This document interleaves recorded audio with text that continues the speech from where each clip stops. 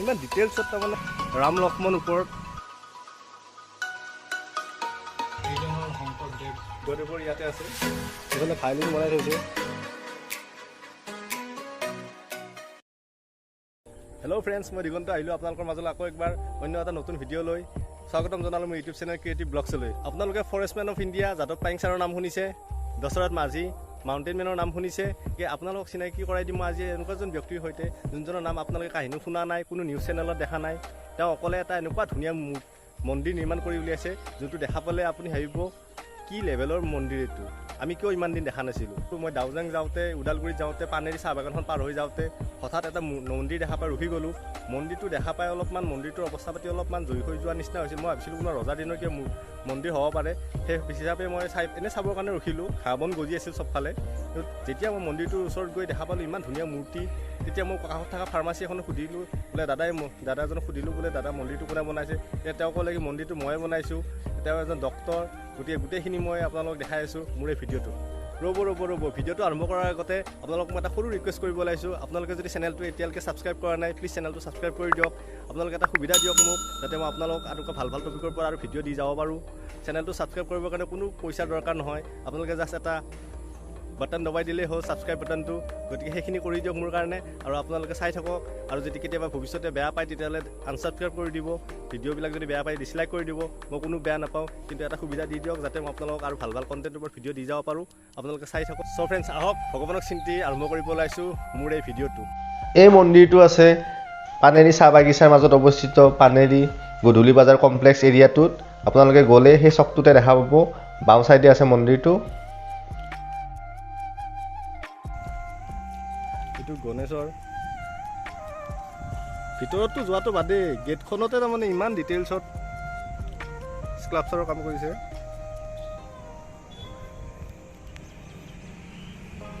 এইটো সোমাই পেলাই হনুমান আছে, এইফালে অসমৰ প্ৰতীকীয়া এশিঙীয়া গড়টো বনাই, এইফালে সৰস্বতী মা আছে, বিষ্ণুক বনাই থৈছে। ৰাস্তাতে এটা বৰ ধুনীয়া মন্দিৰ দেখা পালোঁ। মন্দিৰটো দেখা পাই ৰখি গ'লোঁ আৰু তাৰ হেৰি নোলোৱাকৈ নোৱাৰিলোঁ। এই পিছফালে আছে মন্দিৰটো। আৰু মন্দিৰটো আৰু এটা ভাল কথা হ'ল কি, মন্দিৰটো যোনে বনাইছিলে দাদাকো লগ পালোঁ। দাদা কি নাম আপোনাৰ? মোৰ নাম ডক্টৰ ৰঞ্জিত পাল। হয় নেকি? অঁ, আমি PhD কৰিছোঁ। নহয়, মই MBBS কৰিছোঁ। হয় নেকি? MBBS কৰিছোঁ। অঁ, দাদা MBBS লগতে মন্দিৰটো আপোনালোকক মই বেক কেমেৰা দি দেখাই দিছোঁ। কিমান ধুনীয়া ষ্ট্ৰাকচাৰ আৰু ডিজাইনটো বনাইছে। দাদাই নিজে বনাইছে বোলে। এনেকুৱা এজন ভাল আৰ্টিষ্টক লগ পাই মোৰ সঁচাই বহুত ভাল লাগিল। ডিজাইনটো পূৰা ইউনিক, কিবা অলপ মানে চাউথৰো হেৰি থকাৰ নিচিনা। এইটো মানে প্ৰতীকাত্মক আছে ইয়াতে, চিম্বলিক মানে কিছুমান বস্তু মানে। বহুত কষ্ট কৰিছে। কিমান সময় লাগিছিল ধৰক এইটো? বহুত বছৰ লাগিছে কিন্তু। বহুত বছৰ লাগিছে। এতিয়াতো কমচে কম নহয় প্ৰায় 50 years ৰানিং হৈ আছে। দাদা আপুনি অকলে কৰিছে নে? মোৰ তাৰমানে বস্তুটো একদম কি বুলি ক'ম আৰু, মই বিশ্বাস, আপুনিতো কৈছে মোৰ বিশ্বাস হৈছে, কিন্তু তথাপিও মই মানিব পৰা নাই। এজন মানুহে তাৰমানে অকলে এনেকুৱা ধৰণৰ এটা মানে ডিটেইলছত, আৰু হেৰিৰো নহয়, মাটিৰো নহয়, এইবিলাক চব চিমেণ্টেদি বনাইছেনে? অঁ, প্লাষ্টাৰ কৰি পেলাই বনাইছে, চব পাৰ্মানেণ্ট।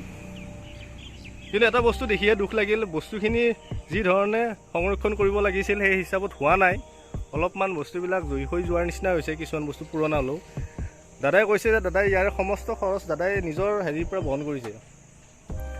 আৰু চৰকাৰৰ ফালৰ পৰা কিবা তেনেকুৱা হেৰি কৰিছিল নেকি? মন্দিৰটো অলপ আৰু ভালকৈ হেৰি কৰাৰ নামত একো সাহাৰ্য দিয়া নাই। অঁ, এনেকুৱা ধুনীয়া হেৰি এটা সংৰক্ষণ কৰাটো।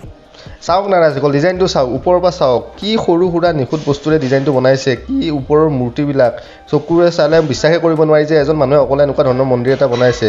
মোৰতো নিজৰ পাৰ্চনেলি মই কোনো ধৰণৰ বিশ্বাস কৰিবই পৰা নাছিলোঁ, কিন্তু উপায় নাই, বিশ্বাস কৰিবই লাগিব। চকুৰ সন্মুখতে দেখা পাইছোঁ। ইমান কম সময়ৰ ভিতৰত গোটেইখিনি বস্তু ডিটেইলছত দেখুওৱা পচিবল নহয়। মই মূল বস্তুবোৰ দেখাই দিছোঁ। এয়া যুধিষ্ঠিৰক বধ কৰা দৃশ্যটো, এয়া দ্ৰৌপদীৰ বস্ত্ৰহৰণ, এয়া শৰধেনুখন, ইয়াৰ তলত আছে শ্ৰৱণ কুমাৰ, এয়াই নৰসিংহৰ ৰূপ, এয়া সতী বেউলা, এয়া শংকৰদেৱ, বুদ্ধদেৱ, এয়া মীৰাবাই, ইয়াৰ তলত আছে তাল বেতাল, এইটো এটা চেনাই বনাই থৈছে ইমান ডাঙৰ ৰূপত, এইটো ভায়লিন, এইটো কৃষ্ণৰ বাঁহীটো ইমান ডাঙৰ ৰূপত, এইটো বলধৰৰ নাঙলখন। বলক মণিকূটৰ ভিতৰটো আপোনালোকক চব দেখাই দিওঁ। সোমাই সন্মুখতে কালিমা আছে, এয়া শ্ৰীকৃষ্ণই পুতনা বধ কৰা দৃশ্যটো। সৰুৰ পৰাই মানে আধ্যাত্মিক লাইনৰ ভগৱানৰ মূৰ্তিবিলাক মানে খুব ভাল লাগে চাই। ভগৱানে এইটো লাইনত মানে বেছি আছিল ভগৱানৰ মূৰ্তি বনোৱা হওক বা এনেকুৱা ধৰণৰ আৰু তাতে মানে মোৰ বহুত ইয়াতে বহুত আনন্দ লাগে আৰু মোৰ নিজে এটা শান্তি শান্তি পায়। অন্তৰৰ পৰা শান্তি পায়, কোনো একো দিব নালাগে। নাই সেইটো তাৰমানে বিনিময় দৰকাৰ নাই, আপোনাক যে কোনোবা আহি কিবা হেৰিটো দৰকাৰ নাই, আপুনি নিজে ভাল পায় আৰু এইটো নিজে ভাল পাওঁ। এনেকুৱা এজন প্ৰতিভাৱান মানুহক আমি এনকাৰেজ কৰাটো বহুত দৰকাৰ। ইয়াতে এই মন্দিৰটো চাবৰ কাৰণে আহিব পাৰে সকলোৱে, বহুত দূৰত নহয়, আমাৰ ওচৰতে ইমান ধুনীয়া এটা মন্দিৰ। যদিও মন্দিৰটো মানে অকণমান যদি ইয়াক আৰু মেৰামতি কৰা যায় একদম জাকত জিলিকা হৈ উঠিব। আমি এতিয়া বালাজী মন্দিৰ ঠিক যেনেকুৱা গুৱাহাটীত দেখা পাই থাকোঁ, তাতকৈতো মানে সেইটো লেভেলৰ বা তাতকৈ ওপৰৰ বুলি ক'ব লাগিব, এনেকুৱা ষ্ট্ৰাকচাৰ বনাই থৈ দিছে মূৰ্তিবিলাক। গতিকে আপোনালোকে নিশ্চয় ইয়াতে একবাৰ আহক আৰু দাদাক উৎসাহিত কৰিলে দাদাই বহুত সুখী হ'ব।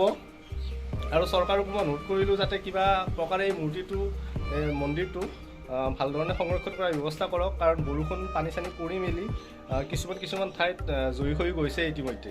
গতিকে বেয়া লাগে যে ইমান কষ্ট কৰাৰ পিছতো এজন মানুহে নিজৰ জীৱনৰ মেক্সিমাম সময়খিনিয়ে দিছে। গতিকে সেইখিনি যদি অলপমান তেওঁক উৎসাহিত কৰে, গতিকে সেইটো বহুত ভাল লাগিব।